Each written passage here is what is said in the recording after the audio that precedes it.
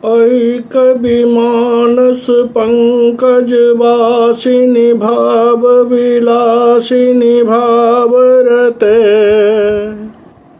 सज्जन जन मानस मधुकर गण तोषण कर्म रतार्थमय सरस सुधालतिका कलिका वदनावरणा हरणे कुशले हर जर तांभर भाव विबोध मिहामल सारद चंद्र कले हर जर तांभर भाव विबोध मिहामल सारद चंद्र कले।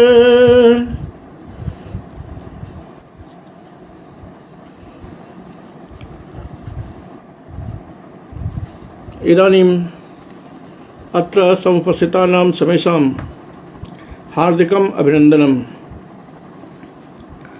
प्रिय छात्रों, आज इस पाठ में हम ध्वनि विषयक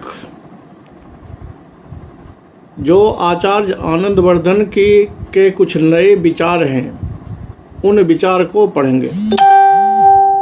नया विचार इस मामले में कि जो ध्वनि काव्य होता है उस ध्वनि काव्य में दोष एवं अलंकारों की व्यवस्था कैसे होती है, क्योंकि ध्वनि काव्य वस्तु ध्वनि अलग होता है, अलंकार ध्वनि अलग होता है और रस ध्वनि अलग होता है।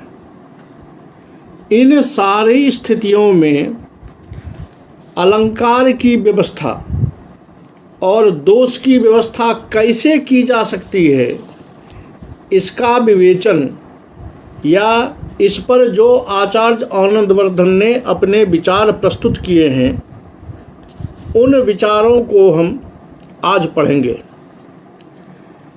प्यारे छात्रों, का आप जानते हैं कि जब हम दोष की बात करते हैं तो हमारे आचार्य मम्मट, आचार्य विश्वनाथ इत्यादि ने जो परिभाषाएं प्रस्तुत की हैं वो स्पष्ट कहा है कि मुख्यार्थ हतिर दोषः मुख्यश्च रसः, ये आचार्य मम्मट का कथन है। रसापकर्षकाः दोषाः, ये स्पष्टतया आचार्य विश्वनाथ का कथन है। अब हमको देखना ये है कि ध्वनि काव्य में उसकी व्यवस्था हम कैसे लगाएंगे। रस का जो अपकर्षक है, जो हमारे आनंद में कहीं न कहीं खलल डालता है, उसके तारतम्य को कम ज़्यादा करता है, वो दोष कहलाता है। ये सामान्य परिभाषा हम जानते हैं। लेकिन ध्वनि काव्य में किस प्रकार इन दोषों की व्यवस्था होगी, क्योंकि आप जानते हैं दोष दो प्रकार के होते हैं, एक नित्य दोष होता है और एक अनित्य दोष होता है। नित्य दोष को हम ये मानते हैं जो सर्वदा हर एक अवस्था में किसी भी रस में कहीं भी जाकर वो दोष ही होता है। और अनित्य दोष वो होता है जो एक जगह या कहीं किसी विशेष परिस्थिति में दोष हो जाए, रस का अपकर्षक हो जाए, लेकिन दूसरे जगह जाकर वो रस का अपकर्षक नहीं होता, इसलिए वो अनित्य दोष होता है। तो ये नित्यानित्य की व्यवस्था जो है, इस व्यवस्था को आचार्य आनंदवर्धन ने ध्वनि काव्य में स्पष्ट किया है कि कैसे आप पहचानेंगे या कैसे आप निर्धारण करेंगे कि ये नित्य है या अनित्य है। उसके लिए इनकी एक कारिका बड़ी प्रसिद्ध है कि ध्वन्यात् मन्येव श्रृंगारे ते हेया इत्युदाहृता।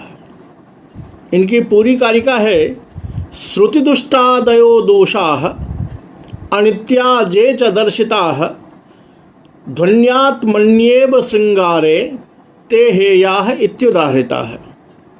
अर्थात जो श्रुति दुष्टादि दोष हैं, जिसको हम अनित्य दोष कहते हैं। अनित्य दोष इसलिए कहते हैं कि जो वर्ण, जो पद सुनने में कठोर होता है, सुनने में कड़वा लगता है, वो दोष होता है। अब वो दोष सभी जगह दोष नहीं होते, क्योंकि अगर बीभत्स रस का वर्णन चल रहा हो, रौद्र का चल रहा हो, उद्भट वर्णन हो, तो वहाँ तो कठोर वर्ण जो होते हैं वो उसके गुण हो जाते हैं, वो उस रस को पुष्ट करने वाले हो जाते हैं। इसलिए एक जगह जाकर वो दोष हो जाता है, एक जगह जाकर वो दोष नहीं होता। क्योंकि श्रृंगार रस कोमल है, इस कोमलता में अगर कठोर वर्णों का प्रयोग हो जाता है तो वह दोष कहलाता है। क्योंकि सुनने वाले को वो थोड़ा कड़वा लगता है, सुनने वाले की प्रवृत्ति श्रृंगार के अनुकूल द्रुति में चलती रहती है। उस द्रुति में अगर कहीं कठोर वर्ण टपक जाते हैं तो द्रुति उतनी नहीं हो पाती, इसलिए ये दोष हो जाते हैं। लेकिन दूसरी जगह जहाँ दीप्ति होना है तो वहाँ दीप्ति में जाकर के वो कठोरता दोष नहीं बनता, बल्कि उसको और परिपोषित करने के कारण गुण बन जाता है। इसीलिए इसके नित्यानित्य की व्यवस्था होती है। आचार्य आनंदवर्धन का मत है कि देखिए, नित्यानित्य व्यवस्था जो है वो ध्वन्यात्मक श्रृंगार को देख करके ही व्यवस्था की जाती है या की गई है। अब ध्वन्यात्मन्येव श्रृंगारे, श्रृंगारे केवल नहीं कहा, श्रृंगारे ध्वन्यात्मनि एव। जब श्रृंगार ध्वनि में आ रहा हो, आप कहेंगे कि ध्वनि में नहीं आएगा तो वो रस ही नहीं होगा, रस नहीं होगा तो फिर आप ध्वन्यात्मन्येव श्रृंगारे क्या कह रहे हैं। तो याद रहे कि ध्वनि में श्रृंगार की स्थिति जो ये कह रहे हैं, इनका तात्पर्य ये है कि ध्वनि तो हम तब मानेंगे जब उस श्रृंगार की प्रधानता भी हो। क्योंकि जहाँ रसबदादि अलंकार का विषय होता है, भावध्वनि का विषय होता है, वहाँ पर तो श्रृंगार जो है वो ध्वनि में होते हुए भी अप्रधान हो जाता है। तो जहाँ अप्रधान हो रहा है वहाँ की बात ये नहीं करते। जहाँ श्रृंगार ध्वन्यात्मक है, ध्वनि में है और प्रधान है, प्रधान जब होगा तभी ध्वनि होगी। इस तरह ध्वन्यात्मक श्रृंगार जो है उसी में ये श्रुति दुष्टादि दोष जो हैं वो दोष कहे जाते हैं, अन्यथा दूसरे जगह वो दोष नहीं कहे जाते। क्यों? तो जिस समय श्रृंगार व्यंग में आकर के, ध्वनि में आकर के प्रधानभूत तत्व रहेगा, उस प्रधानता की अवस्था में जो चित्त की द्रुति है वो द्रुति अपने पूर्ण स्थिति पर रहेगा, पूर्ण रूपेण चित्त द्रुत स्वरूप रहेगा, द्रुत रहेगा। उसमें जब ये दोष टपकेंगे तो आपको खटक जाएगा कि ये दोष है। लेकिन जिस समय वही श्रृंगार ध्वन्यात्मक तो है, ध्वनि के द्वारा प्राप्त हो रहा है, लेकिन वो प्रधान नहीं है, वो अप्रधान है। तो अप्रधान होने के कारण उसमें जो श्रुति दुष्टादि दोष टपक जाएंगे वो भी अप्रधान ही हो जाएंगे, क्योंकि प्रधानता तो वहाँ किसी और की रहेगी। तो चित्तवृत्ति जो है उस प्रधान भाव के अनुकूल या प्रधान जो हो रहा है उसके अनुकूल चलेगा। इसलिए अप्रधान होकर के या अप्रधान रूप में जो उपस्थित है श्रृंगार आदि, उसमें ये दोष नहीं होगा। जब मूल रूप से श्रृंगार ही ध्वन्यात्मक हो, श्रृंगार ही प्रधान हो, उस समय ये श्रुति दुष्टादि जो हैं ये दोष कहलाएंगे। और जिस समय ये ध्वन्यात्मक नहीं होगा, उस समय वो अनित्य, उस समय वो दोष नहीं कहलाएगा। इसीलिए श्रुति दुष्टादि दोष जो हैं, जो अनित्य कहलाते हैं, उस अनित्य कहलाने का एकमात्र श्रेय या एकमात्र कारण, नित्य और अनित्य दोष की व्यवस्था का एकमात्र कारण इन्होंने बताया कि ध्वनि है।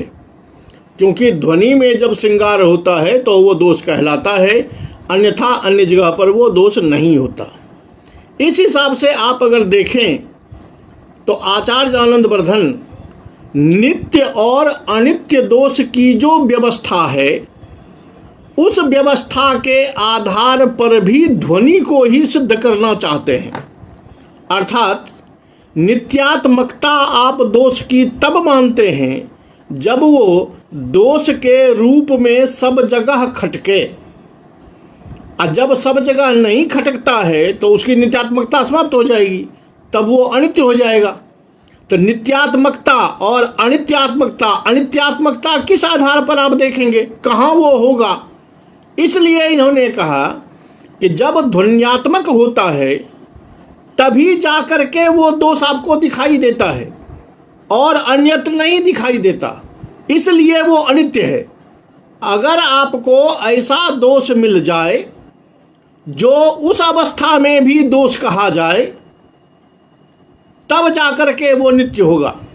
अन्यथा अधिकांश दोष जो हैं वह यहाँ इन्होंने केवल नाम गिने हैं श्रुति दुष्टादि, श्रुति दुष्ट आदि दोष। यहाँ इनका मानना ये है कि ये सारे दोष सभी जगह दोष नहीं होते, केवल ध्वन्यात्मक श्रृंगार में दोष होते हैं, अन्यत्र नहीं होते। आपको एक शंका होगी कि इन्होंने तो श्रृंगार पद को ही लिया, इसका मतलब है कि क्या अन्य रस जो हैं, अन्य रसों में ये श्रुति दुष्टादि नहीं होते? तो अब इससे उपलक्षण करके, इससे लक्षणा द्वारा आप वहाँ भी अर्थ ग्रहण कर सकते हैं कि जिस समय अन्य रस जो है वो ध्वन्यात्मक होगा, उस ध्वन्यात्मकता में अगर कोई पद आपको श्रुति दुष्ट जैसा दिख पड़ता है, कोई दोष आपको उसमें खलल डालता है, तब वो दोष होगा, अन्यथा नहीं होगा। इन्होंने श्रृंगार को इसलिए ग्रहण किया कि एक श्रृंगार के ग्रहण कर लिए जाने से सारे का ग्रहण हो सकता है, क्योंकि श्रृंगार सबसे सुकोमल रस है, इसीलिए उसको रसराज कहा जाता है। एक तो सबसे सुकोमल है और दूसरा सर्वजन ग्राह्य है। श्रृंगार ही एक ऐसा रस है जो किसी भी मानव का, हर एक जीव में ये प्रवर्तित है और इसकी समझ सबको सहजतया होती है, इसके लिए किसी अन्य की अपेक्षा नहीं होती। तो जितनी सहजता से लोग श्रृंगार की बातें समझ जाते हैं, उतनी सहजता से दूसरे विषय को नहीं समझ पाते। इसलिए श्रृंगार कह दिए जाने से ये सर्वजन गम्यत्व का बोध कर देते हैं। इसलिए इन्होंने कहा कि ध्वन्यात्मन्येव श्रृंगारे, वो श्रृंगार जब ध्वन्यात्मक हो। ध्वन्यात्मक से आप समझ चुके हैं कि ध्वन्यात्मकता का मतलब है कि व्यंजना के ध्वनि, एक तो ध्वनियात्मक व्यापार होना चाहिए, दूसरी बात है कि उसकी प्रधानता होनी चाहिए। अन्यथा अगर वो अप्रधान है तो वहाँ पर ऐसी व्यवस्था नहीं की जाएगी, क्योंकि अनित्यता और नित्यता जो है दोष की, वो उसकी दोषता केवल ध्वन्यात्मक में होता है। आप ऐसा जानिए कि जो चीज़ें अति सुकोमल है और जिस समय ध्वनि के द्वारा आप रस का ज्ञान कर रहे होते हैं, रसमय हो गए होते हैं, तो चूँकि श्रृंगार में चित्त की द्रुति होती है, उस समय जो आपका जो सहृदय का चित्त होगा वो द्रुत्यात्मक यानी प्रवाहात्मक होगा, बहने वाला होगा। और जब वो प्रवाह होगा, उस प्रवाह में अगर कोई कठोर चीज़ आ जाए तो स्वभावतः है कि उसका सहजतया अवलोकन, सहजतया उसका ज्ञान हो जाएगा।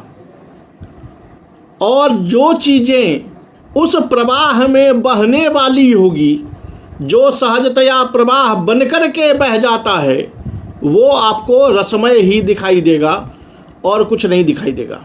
तो अगर उसमें कठोर वर्ण आ गया तो वो दोष कहलाएगा। लेकिन जिस समय श्रृंगार ध्वन्यात्मक है ही नहीं, वो प्रधान है ही नहीं, तो वहाँ अगर कठोरता आ भी गई तो सहृदयों का उससे क्या जाता है, क्योंकि सहृदयों की जो चित्तवृत्ति है वो तन्मयता को प्राप्त उस श्रृंगार के साथ तो नहीं होगा, क्योंकि श्रृंगार तो वहाँ ध्वन्यात्मक है ही नहीं।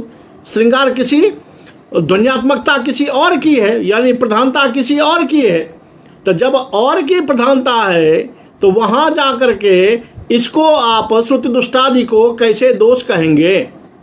तो वहाँ आप दोष नहीं कह पाएंगे, क्योंकि उसने आपकी जो रसात्मकता है, आपकी जो चित्त की स्थिति है, उसमें कोई विरोध उत्पन्न नहीं किया है।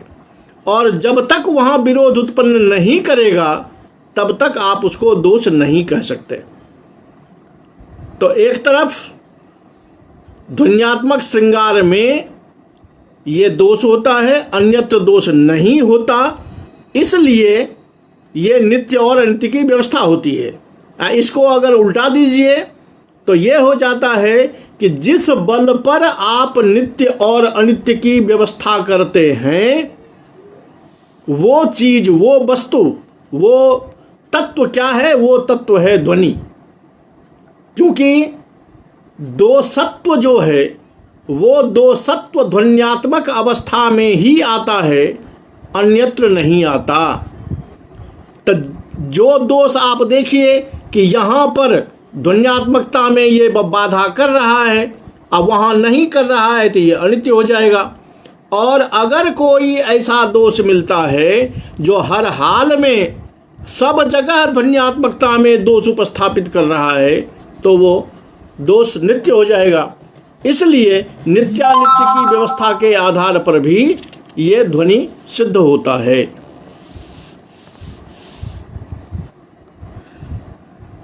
अब दूसरा चैप्टर हम देखेंगे, दूसरा विषय, क्योंकि आचार्य ने इस ध्वन्यालोक में बहुत सारे विषयों को स्पर्श किया है और उसकी अपने हिसाब से सम्यक व्याख्या प्रस्तुत की है और अपने हिसाब से समझाने का प्रयास किया है। तो यहाँ अब हम जहाँ पहुँच चुके हैं, जिस ध्वनि की बात हम कर रहे हैं, इतना देर तक पढ़ने के बाद, यानी पिछला पाठ जितना हो चुका, इससे सहृदयों को अपनी उस अवस्था का पता चल गया होगा कि ध्वनि हम किसको कह रहे हैं। अगर वहाँ हम पहुँच गए तो वहाँ जाकर के आपको ये सारी कारिकाएँ स्पष्टतया लग जाती हैं। हाँ, अगर वहाँ हम पहुँच ही नहीं सकते, चित्त की उस द्रुत्यात्मक स्थिति तक या दीप्त्यात्मक स्थिति तक या विकासात्मक स्थिति को हम नहीं समझ पाए या उसका हम अनुभव नहीं कर पाए, तब तो फिर उसमें जाकर के वो दोष कैसे करता है, इस समझ में थोड़ी कठिनाई तो आएगी। इसलिए मैं पहले से कहता हूँ कि परीक्षा पास करने के लिए पढ़ना अलग चीज़ है और अपनी समझ के लिए स्वतः संज्ञान ले करके उसके अनुकूल चलने के लिए, अपने को तन्मय बनाने के लिए, अपने को विद्यामय बनाने के लिए पढ़ना दूसरी चीज़ है। तो जब आप परीक्षा पास करने के लिए पढ़ते हैं तब तो आपको केवल लक्षण याद करने पड़ते हैं, उदाहरण याद करने पड़ते हैं, प्रश्न रट लिया, परीक्षा दे दिया, काम तमाम। विषय समझने के लिए आपको स्वयं अपनी चित्तवृत्ति को समझना पड़ता है, अपनी अनुभूति को तक पहुंचना पड़ता है। और वहाँ जब आप पहुंच जाएंगे तो ये दोष, ये गुण, ये अलंकार सारे के सारे लग जाते हैं। अब देखिए, अगर हम अलंकार की बात करें, अलंकार आप जानते हैं कि शायद ही कोई कवि ऐसा होगा जिसके पद में, जिसके काव्य में आपको अलंकार का दर्शन न होता हो, या ऐसा कहिए कि शायद ही आपने कोई श्लोक ऐसा देखा हो जिसमें अलंकार न हो। कोई न कोई अलंकार तो उसमें होता ही है। अब प्रश्न ये उठता है कि जब कोई न कोई अलंकार होता ही है तो हम ये कैसे कहेंगे कि यहाँ अलंकार नहीं है या यहाँ ध्वनि की प्रधानता है? ये कैसे कहेंगे? क्योंकि अलंकार देखते ही पहचान में आ जाएगा। तो पहचान में आ जाएगा तो आप समस्याग्रस्त हो जाएंगे कि यहाँ हम अलंकार को कैसे व्यवस्थापित करें। क्या जहाँ ध्वनि की प्रधानता होगी, जहाँ ध्वनि होगी, वहाँ क्या अलंकार नहीं होगा? या वहाँ अलंकार को किस ढंग से निवेशित किया जाए जिससे वहाँ ध्वनि की प्रधानता हो, ध्वनि प्रधान बनकर आए और अलंकार की सत्ता भी टिकी रहे। इसकी व्यवस्था के लिए आचार्य विचार करते हैं कि देखिए क्या करना पड़ता है कि कवि जब अपनी कविता लिखता है, कवि जब अपना श्लोक बनाता है, अपना प्रबंध बनाता है, तो उस समय कवि की स्थिति क्या होती है। अब देखिए कवि ज्ञानवान है, उसको सभी तत्वों का ज्ञान है, सभी विषयों का ज्ञान है, लेकिन जिस समय वो कविता कर रहा होता है, श्लोक लिख रहा होता है, उस समय उनका जो अपना कल्पित पात्र है, वो कल्पित पात्र जिस घटना में चल रहा है, जिस परिस्थिति में चल रहा है, उस परिस्थिति कल्पना में उस पात्र का रूप आया है, या उसका पात्र जिस परिस्थिति से गुजर रहा है, उस परिस्थिति में पड़ा हुआ जो व्यक्ति है, उसके साथ कवि की एकात्मता होनी आवश्यक है, उसका साधारणीकरण होना आवश्यक है। कवि अपने को जब स्वयं उस परिस्थिति में रखता है, तब उसकी जो आंतरिक स्थिति है उसका वो सही आकलन करता है और अपने शब्दों द्वारा उस रूप को उकेरता है।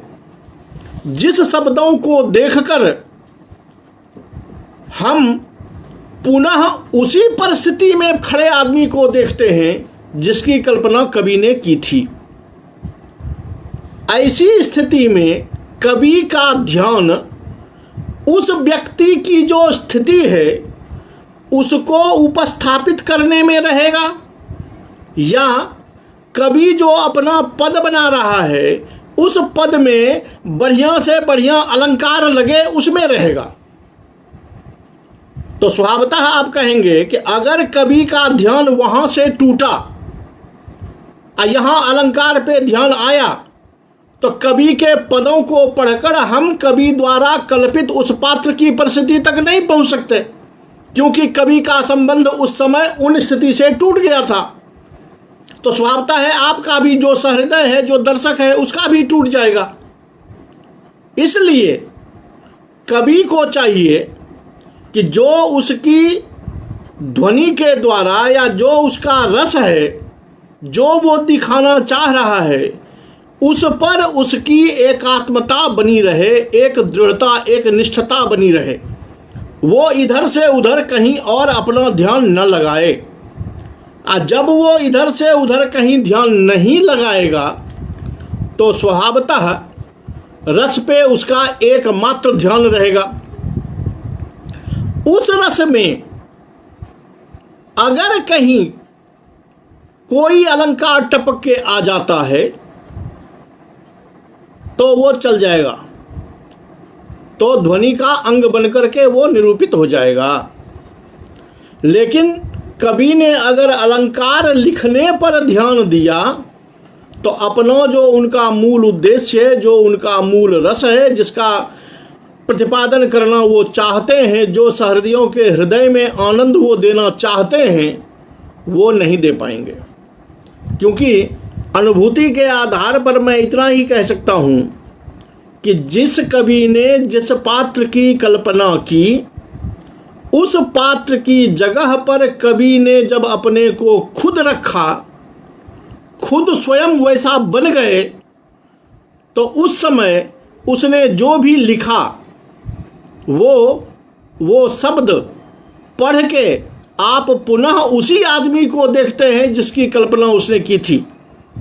अगर कवि ने केवल अपनी कल्पना से कलम चलाई है, उस पात्र के साथ उसका तादात्म्य स्थापित नहीं हो पाया है, कभी स्वयं वैसा नहीं हो पाया है, तो उसकी कहानी पढ़ करके आपको कोई आनंद आने वाला नहीं है। कारण उसके साथ आपका कोई तालमेल नहीं लगा। जब लिखने वक्त कभी ही रस में नहीं डूबा, तो पढ़ने वक्त सहृदय भी नहीं डूबेगा। यही कारण है कि आप हिंदी साहित्य के पुराने जो लेखक हैं, उनकी जब कहानी पढ़ते हैं तो उस पात्र के साथ आपको एकात्मता हो जाती है और आप उसी के साथ बहने लगते हैं। लेकिन आज भी तो कहानियाँ लिखी जा रही हैं। आज की कहानियाँ पढ़ के आपको ऐसी स्थिति नहीं आती है, इसीलिए आप वो पढ़ना छोड़ देते हैं। याद रहे कि अगर वो कवि का लिखा हुआ शब्द उस पात्र के साथ एकात्मता में आपको ला देता है, तो आप कहानी को पढ़ना नहीं छोड़ेंगे, क्योंकि वहाँ वो आनंद मिलता है जो आनंद आपको यहाँ किसी और चीज़ में नहीं मिलेगा। उस परिस्थिति को कहते हैं कवित्व। कि जब मुंशी प्रेमचंद पूस की रात कहानी लिखते हैं, तो वस्तुतः उस कहानी को पढ़ते वक्त जब आदमी पढ़ने में डूबता है, तो आपको कहानी पढ़कर उस ठंडी का एहसास होने लगता है। ये है रसात्मकता। और कवि जब इस परिस्थिति में होता है, तब उसकी काव्य प्रतिभा, तब उसकी प्रतिभा निखर कर सामने आती है। तो ऐसी परिस्थिति में कवि का ध्यान केवल उस पात्र के साथ है, सर्वतो भावेन, जिस पात्र का चरित्र वो लिख रहा है। और पद में अलंकार आया कि नहीं आया, ये दूसरा चीज है।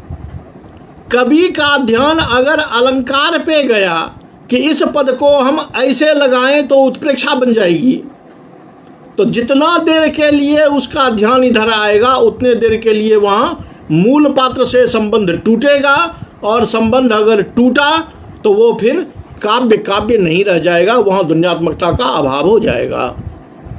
इसलिए ये कहते हैं कि श्रृंगारस्यांगिनो जत्नात् एक रूपानुबंधवान सर्वेष्वेव प्रभेदेषु नानुप्रासः प्रकाशकः।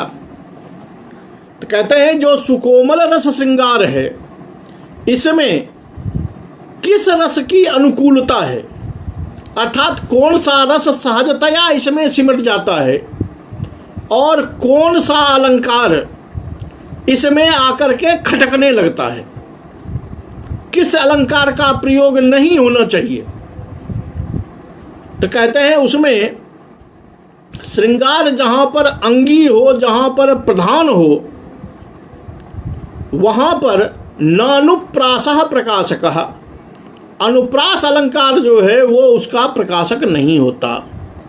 अब नहीं होता तो क्यों नहीं होता, ये भी देखना पड़ेगा।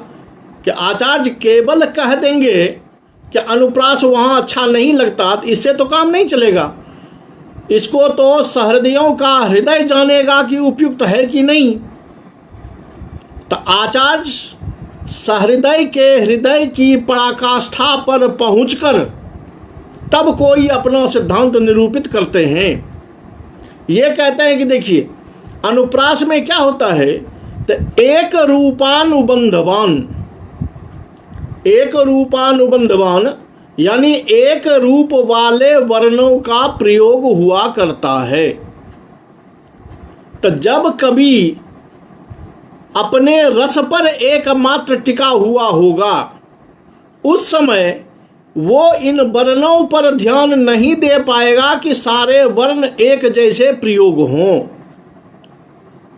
सारे वर्णों को एक जैसा प्रयोग करना या अधिकतर अनुप्रास प्रयोग करने के लिए कवि को इन वर्णों पर ध्यान देना पड़ेगा। और जब कभी इन वर्णों पर ध्यान देना पड़ेगा तो जिस रस की ध्वन्यात्मकता हो रही है उस ध्वन्यात्मकता में कहीं न कहीं उसका ध्यान टूटेगा और वहाँ ध्वन्यात्मकता का अभाव हो जाएगा, जिससे काव्यत्व की हानि होगी। इसलिए कहते हैं सर्वे स्वेव प्रभेदेषु, श्रृंगार के जितने भी प्रभेद हैं उन सभी प्रभेदों में कहीं भी नानुप्रासः प्रकाशकः, अनुप्रास अलंकार जो होता है वो उसका प्रकाशक नहीं होता, उसका परिपोषक नहीं होता। उसका कारण आप समझ गए कि अनुप्रास लिखने के लिए कवि को अलग से प्रयास करना पड़ता है।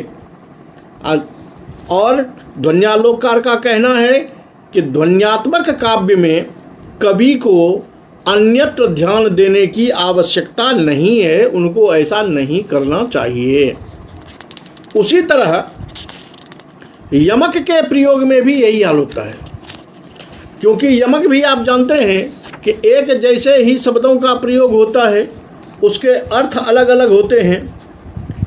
तो एक जैसे शब्दों का प्रयोग हो, दोनों का अर्थ अलग अलग हो, सत्यर्थे प्रतिगर्थायाः, तो ऐसे शब्दों का उपस्थापन करने में उसके अर्थों को पुनः एक दूसरे के साथ और अपने वाक्यार्थ के साथ जोड़ने में कवि को अलग से मेहनत की आवश्यकता होती है, अलग से ध्यान देने की आवश्यकता होती है। इसलिए आचार्य कहते हैं कि यमक अलंकार भी श्रृंगार के प्रभेदों में जब श्रृंगार ध्वन्यात्मक हो तो वहाँ ऐसे अलंकारों का प्रयोग उचित नहीं होता। इसलिए वो कारिका लिखते हैं कि ध्वन्यात्म भूते श्रृंगारे यमकादि निबंधनम सक्तावपि प्रमादित्वम विप्रलंभे विशेषतः। एक तो सीधी बात हुई कि यमकादि अलंकार का प्रयोग वहाँ उचित नहीं होता, लेकिन प्रयोग को देखकर, लक्ष्य को देखकर जब ये होता है कि भाई यमक अलंकार का प्रयोग तो बहुत सारे काव्यों में देखा जाता है, कवि प्रयोग करते हैं, लेकिन आचार्य आनंदवर्धन तो स्वयं ध्वनि के प्रतिष्ठापक आचार्य हैं। वो तो ध्वनि की गहराई को पूर्ण रूप से समझते हैं। किसी भी बात पर, किसी भी शब्द पर ध्वन्यात्मक गहराई में जितने वो उतरे हुए हैं उतना शायद कोई दूसरा उतरा हुआ नहीं है। इसलिए वो समझते हैं कि कहाँ जाकर ये ध्वन्यात्मकता गड़बड़ होगी। इसलिए वो कहते हैं कि चलिए, ये मैं मानता हूँ कि लक्ष्य में यमकादि अलंकार का, यमक है, अनुप्रास है, श्लेष है इत्यादि का प्रयोग जो है वो प्रयोग तो होता है, लेकिन वहाँ औचित्य उसका नहीं बनता है, उचित नहीं है। नहीं तो आचार्य आनंदवर्धन ऐसे आदमी, शब्द देखिए कि सक्तावपि प्रमादित्वम, अगर कोई कवि इन अलंकारों को दिखा करके भी तत्त रसों की ध्वनि करने में सफल हो जाता है, तत्त रसों की पुष्टि करने में सफल हो जाता है, कहते हैं तो भी प्रमादित्वम, तो भी उस कवि का प्रमाद ही कहा जाएगा। तात्पर्य ये कि ध्वन्यालोककार का मानना है कि यमकादि अलंकार जो है वो श्रृंगार रस में कदापि उपयुक्त नहीं होता है।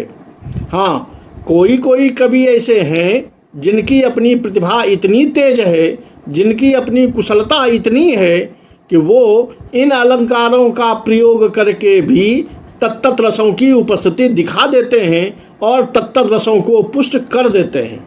कहते हैं ऐसा करने पर कर तो दिया उन्होंने, उनके काव्यों में तो प्रसली दोष नहीं आया, लेकिन उनके एक दो आदमी के ऐसा कर देने से ये स्वीकार नहीं किया जा सकता कि श्रृंगारादि ध्वनि में यमकालंकार का प्रयोग, श्लेषालंकार का प्रयोग या अनुप्रास का प्रयोग ये उचित है या ये हो सकता है सामान्यतया, ऐसा स्वीकार नहीं किया जा सकता। अगर किसी कवि ने ऐसा कर दिया है और प्रतिष्ठा पा ली है तो फिर भी उनका वो प्रमाद ही माना जाएगा। उन्होंने अहंकार के बस अपनी विद्या गौरव के वशीभूत होकर के ऐसा प्रयोग करके दिखाया है, तो वहाँ उनका वो गौरव स्पष्ट होता है, न कि सिद्धांत। सिद्धांततः ये सब अलंकार जो हैं इनमें कवि को अलग से मेहनत होती है और अलग से ध्यान बंटता है, और ऐसी परिस्थिति में अलंकार जो है वो उचित नहीं होता।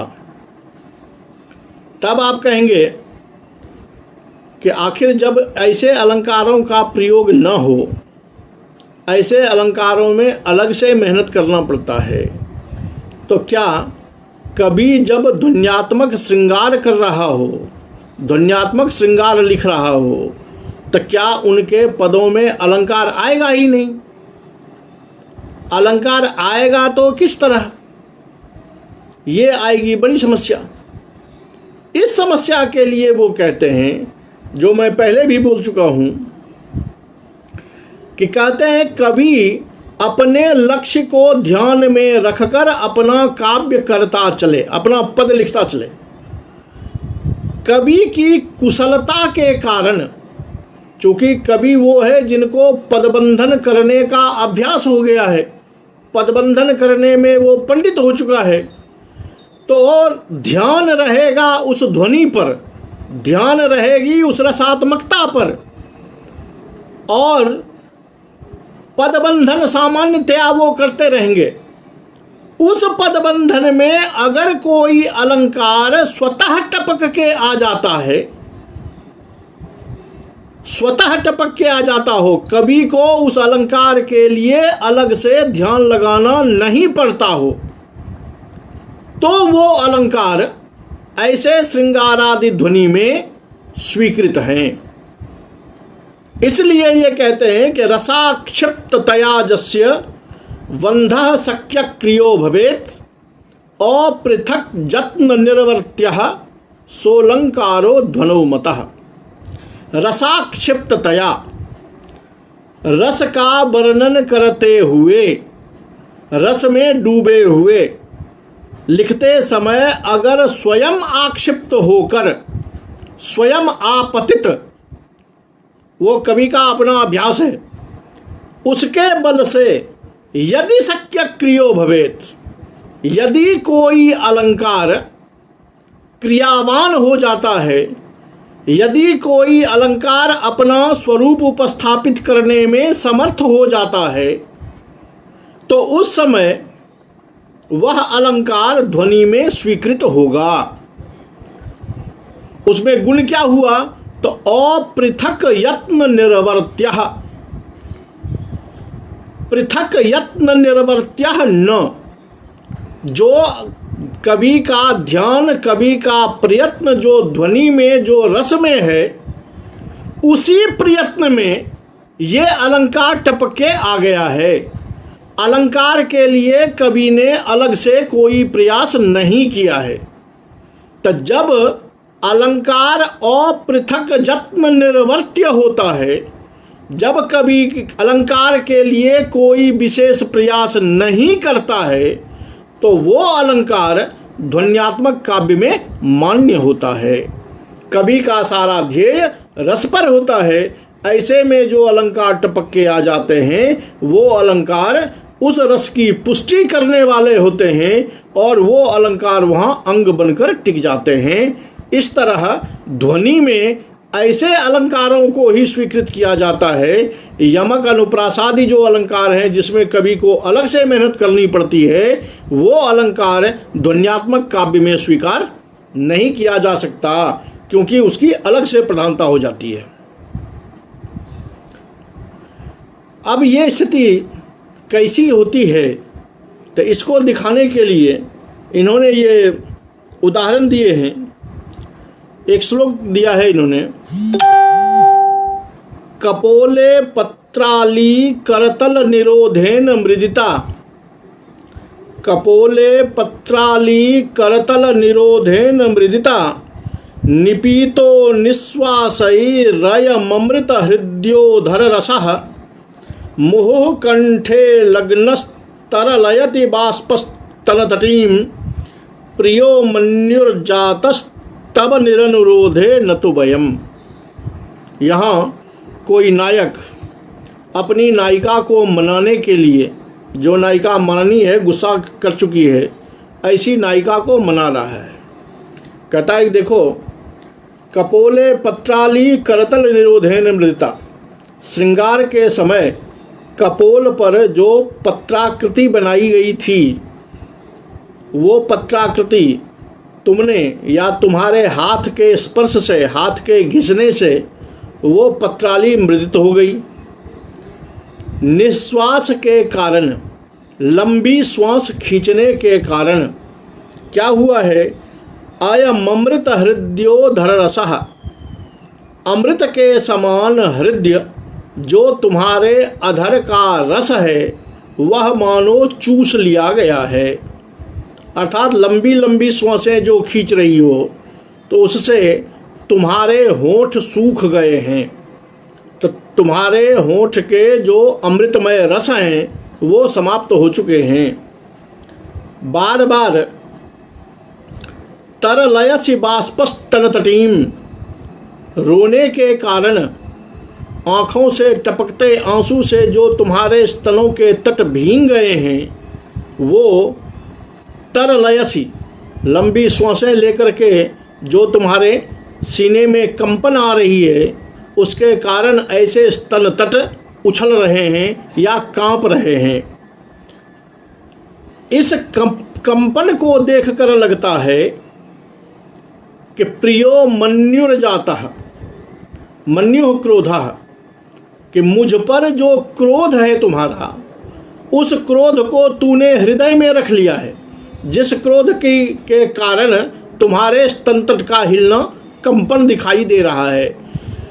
तो ऐसा लगता है कि हमसे ज़्यादा प्रिय तुमको वह क्रोध हो गया है। अब इनमें देखिए कि नायिका को मनाता हुआ नायक बड़ी अच्छी बातें कह रहा है, कह रहे देखो तुमने कैसा क्रोध कर लिया कि कपोल पर जो पत्राली थी वो तूने मिटा ली, वो घिस गया, लंबी लंबी श्वासों के कारण तेरे होंठ सूख गए, तुमको हम पर इतना गुस्सा है कि तेरी छाती आज अभी भी कांप रही है। इससे लगता है कि वस्तुतः तुमको हमसे ज़्यादा प्रिय हमारा, या तुम्हारा गुस्सा जो है वो तुमको हमसे ज़्यादा प्रिय हो गया है। ऐसी मीठी मीठी बातें करके वो अपनी नायिका को मनाना चाह रहा है। यहाँ पर नायक नायिका जो स्पष्ट है कि आलंबन है, शब्द को सुनते ही समझ जाएंगे। नायक नायिका आलंबन है, उनके स्तनों का कांपना, होठों का सूखना, ये जो है वो उसका अनुभव है, या अनुभव कहिए या उद्दीपित भी कर रहा है। ईर्ष्या आदि जो है वो यहाँ व्यभिचारी भाव है, क्योंकि नायक से ईर्ष्या के कारण, या नायक अगर किसी दूसरी पत्नी के साथ हो तो सौतन से ईर्ष्या के कारण ही इस नायिका का मान हुआ है, इस नायिका को क्रोध हुआ है। तो ये सारे व्यभिचारी भाव हैं। इससे ये ईर्ष्या जनित विप्रलंभ, वैसे सामान्यतः तो इसको हम विप्रलंभ ही कहते हैं, लेकिन कुछ लोग इसको ईर्ष्या विप्रलंभ का नाम देते हैं। तो ये ईर्ष्या विप्रलंभ रूप रस जो है वो स्पष्ट हो रहा है। यहाँ कवि ने अपना एकमात्र ध्येय रखा है कि एक नायक जब अपनी नायिका को मना रहा हो तो उसका हू बहू सर्वतो भावेन सारी ताकत नायिका को मनाने में लगा हुआ है।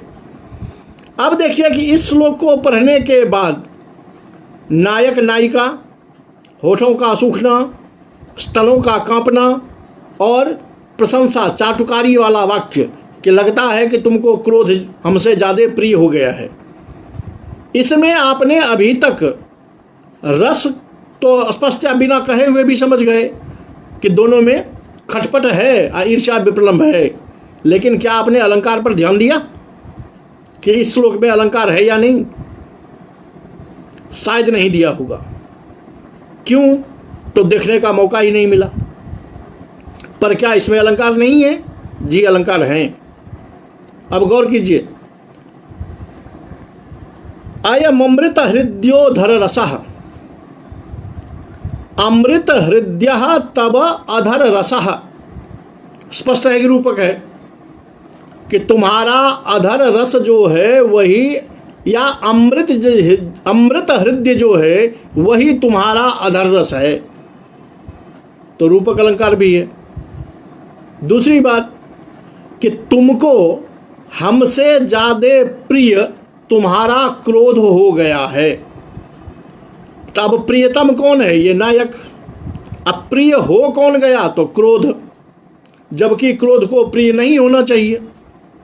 तो अब इन दोनों की अगर उपमानों पे भाव में तुलना करेंगे तो क्रोध होगा उपमेय, और उसकी महत्ता ज़्यादा बढ़ गई क्योंकि वो नायिका का प्रिय हो गया।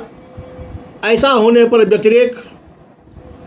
तो ये अलंकार यहाँ हैं, लेकिन कवि ने जिस श्रेणी में या जिस गति में उन्होंने अपना ध्यान केवल रसाभिव्यक्ति में रखा है, और जैसे उससे रसाभिव्यक्ति हो रही है उसमें ये अलंकार कहाँ छिप गया है, ये सहृदयों को पता भी नहीं चलता है। तो ऐसे अलंकार इस रस को पुष्ट करने वाले हो जाते हैं, और जब पुष्ट करने वाले हो जाते हैं तो स्वभावतः है ये अलंकार अप्रधान हो गया, क्योंकि ये रस को पुष्ट करने के लिए है, और रस जो है वो यहाँ ध्वनि में प्रधान हो जाता है। तो ऐसे अलंकार श्रृंगार रसों में या ध्वन्यात्मक में ऐसे अलंकारों की स्थिति सही होती है, क्योंकि यहाँ कवि को रस से हटकर अलंकार के लिए कोई प्रयास नहीं करना पड़ा है। उसको स्पष्ट करते हुए ये कहते हैं कि रसवंती ही वस्तूनि सालंकारानि कानिचित् एकेनैव प्रयत्नेन निर्वर्त्यन्ते महाकवेः। कि रसवंती ही वस्तूनि, अब देखिए कि एक वस्तु यानी कथा जो आप वर्णित करते हैं, एक होता है कि रस से युक्त कथा, रस से युक्त वस्तु, और एक है रसमय वस्तु। इस दोनों में आपको फर्क समझना होगा कि रस से युक्त कथा और रसमय कथा, वहाँ कथा ही रस बन जाता है, कथा पूरी रसमय हो जाती है। इसलिए कहते हैं कि रसवंती ही वस्तूनि सालंकारानि कानिचित्, अलंकारानि, अलंकार से युक्त कुछ वस्तुएं जो हैं वो रस से युक्त होती है, लेकिन एकेनैव प्रयत्नेन निर्वर्त्यन्ते महाकवेः। महाकवि जो होते हैं वो क्या करते हैं? तो एकेन प्रयत्नेन, वो प्रयत्न एकमात्र रस में करते हैं, और उसके साथ साथ ही अलंकार का भी प्रयोग हो जाता है। वहाँ कवि को दोबारा या कोई प्रयास करना नहीं होता है। लेकिन यमकादि निबंधे तु पृथक यत्नोस्य जायते सक्तस्यापि रसेंगत्वम तस्मादेशाम न विद्यते। यमकादि निबंधे, लेकिन जब यमक इत्यादि अलंकार का निबंधन करते हैं तो महाकवियों के लिए क्या होता है? पृथक यत्नोस्य जायते, रस के लिए अलग प्रयत्न और अलंकार के लिए अलग प्रयत्न होता है।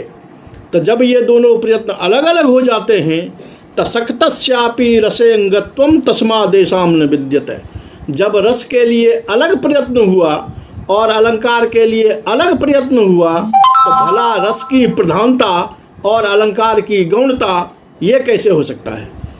जब कवि का प्रयत्न दोनों के लिए अलग अलग है तो दोनों अपनी अपनी जगह परिपूर्ण हो जाता है, एक दूसरे का पोषक नहीं बन पाता है, इसलिए वो रस के पोषक नहीं होते।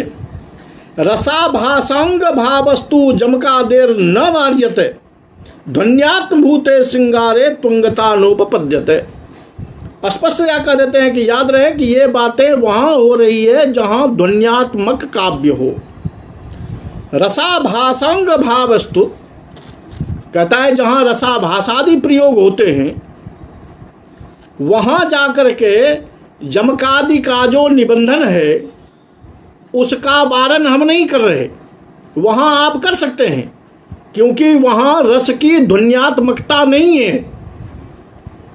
तो जहां श्रृंगारादि रस की ध्वन्यात्मकता नहीं है वहां आप यमकादि निबंधन करें, कोई चिंता की बात नहीं है।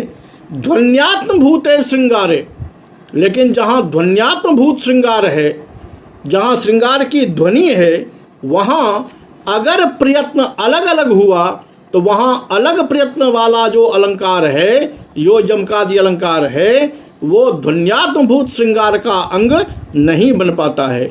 इसलिए ऐसे अलंकारों का प्रयोग नहीं किया जाना चाहिए। ध्वन्यात्मभूते श्रृंगारे समीक्ष्य विनिवेशितः। प्रश्न आता है कि इसमें कैसे अलंकारों का प्रयोग सही बैठता है। तो कहता है ध्वन्यात्मभूते श्रृंगारे समीक्ष्य विनिवेशितः रूपकादि अलंकार वर्गेति यथार्थताम। कि ध्वन्यात्मक जो श्रृंगार है उसमें अगर समीक्ष्य जिस रस का कवि वर्णन कर रहा है उस वर्णन की समीक्षा करते हुए अगर अलंकार का प्रयोग होता, जैसा कि पहले प्रयोग दिखाया गया है कि ये अलंकार टपक के आ जाते हैं, तो कैसे अलंकार आ जाते हैं? कहते हैं रूपकादि अलंकार वर्गेति यथार्थताम। तो ये रूपक इत्यादि जो अलंकार हैं, रूपक है, कहीं उत्प्रेक्षा है, कहीं उपमा है, ये सभी जो हैं ये यथार्थताम एति, ये यथार्थता को प्राप्त होते हैं और ये वहाँ रस के पोषक होते हैं। रस के पोषक होकर के रस की प्रधानता के साथ साथ अपना जीवन निर्वाह कर लेते हैं और ऐसे में कवि की प्रतिभा भी अक्षुण्ण रहती है, कवि की प्रतिभा भी दिखाई देती है और ध्वन्यात्मकता जो है उसमें भी कोई बाधा नहीं आती। तो इस तरह ध्वन्यात्मकता जो है या ध्वन्यात्मक श्रृंगार जो है वहाँ पर हमको इस प्रकार अलंकारों का प्रयोग करना चाहिए। और यमकादि अलंकार जो हैं, यमक अनुप्रासादि, इसका प्रयोग नहीं करना चाहिए। ध्वन्यालोककार के अनुसार अगर ऐसे अलंकारों का प्रयोग कर दिया जाता है और रस की पुष्टि हो भी जाए, रस में बाधा न भी आए, तो भी वह कवि का प्रमाद ही कहा जाएगा। इस सिद्धांत को स्वीकार नहीं किया जा सकता कि यमक अनुप्रास में या रसाक्षिप्ततया रस का वर्णन करते हुए आक्षेप रूप में ये अलंकार आ जाते हैं, ऐसा स्वीकार नहीं किया जा सकता है। हाँ, उसमें रूपक उत्प्रेक्षा उपमा इत्यादि जो अलंकार हैं उसका प्रयोग उस ढंग से होना चाहिए कि कवि रस के लिए ही एकमात्र परिश्रम कर रहा हो और उसी परिश्रम में साथ साथ अगर अलंकार के लिए भी परिश्रम हो गया, उसका अलग से परिश्रम नहीं करना पड़ा, तो वह अलंकार ध्वन्यात्मक श्रृंगार में मान्य होता है। इस तरह आज का जो विषय था कि हमने ये देखा कि दोष जो है उसकी नित्यता और उसकी अनित्यता, ये दोनों रस की ध्वन्यात्मकता पर ही निर्भर करती है। अगर रस की ध्वन्यात्मकता को हम नहीं मानेंगे तो वहाँ नित्यानित्य की व्यवस्था नहीं बन पाएगी। इसलिए नित्यानित्य की व्यवस्था जो है वो भी ध्वनि को प्रमाणित करता है। और ध्वन्यात्मक श्रृंगार में, ध्वन्यात्मक रस में अलंकारों का प्रयोग किस प्रकार किया जाना चाहिए, कवियों को कैसा ध्यान रखना चाहिए और किस प्रकार का अलंकार रस की पुष्टि करता है और किस प्रकार का अलंकार रस की पुष्टि न करते हुए अपना विशेष स्थान बना लेता है, ये इन कारिकाओं में आचार्य आनंदवर्धन ने वर्णित कर दिया है। अब यहाँ एक बातें रह गई आपकी, वो ये रही कि इन्होंने ये तो कहा कि रूपकादि अलंकार वर्ग एति यथार्थताम, रूपकादि अलंकार जो हैं वो रस के साथ साथ वर्णित हो करके रस का अंगत्व धारण कर लेते हैं। अब ये भी तो जानना पड़ेगा ना कि रस का अंगत्व वो कैसे प्राप्त करता है। अनुप्रास यमक के लिए तो मान लिया कि चलो वहाँ अधिक प्रयत्न करना पड़ता है, तो क्या यही एकमात्र निर्णय हो गया कि जिसके लिए अधिक प्रयास न करना पड़े वो रस का अंग हो जाएगा, जिसके लिए प्रयास करना पड़े वो रस का अंग नहीं होगा? तो कहते हैं नहीं, रूपक इत्यादि अलंकार जो है वो भी समीक्ष विनिवेशितः, वो भी ऐसे नहीं कि आप जहाँ तहाँ रूपक उपमा इत्यादि का अलंकार प्रयोग कर दीजिए। जहाँ तहाँ जब प्रयोग करने लगेंगे तो रस से हटकर आप रूपक लगाने पर ही प्रयास करते रह जाएंगे, तो वो भी तो अलग से ही प्रयास माना जाएगा। अलग से प्रयास माना जाएगा तो फिर ध्वन्यात्मक श्रृंगार में तो बाधा आएगी ही। इसलिए रूपकादि अलंकार जो है उसका अंगत्व साधन कैसे किया जा सकता है, उसके क्या रूप हो सकते हैं, कवि किस प्रकार उसको अंगत्व दे सकता है, और अंगत्व लेकर के वह किस प्रकार तत्त रसों की पुष्टि कर सकता है, इसके लिए अगला विचार लेकर के हम आपके समक्ष फिर कल उपस्थित होंगे और कल हम लोग पुनः इस विषय का अध्ययन करेंगे। आज का विषय यहीं समाप्त होता है और आज के लिए आप सभी का हार्दिक अभिनंदन।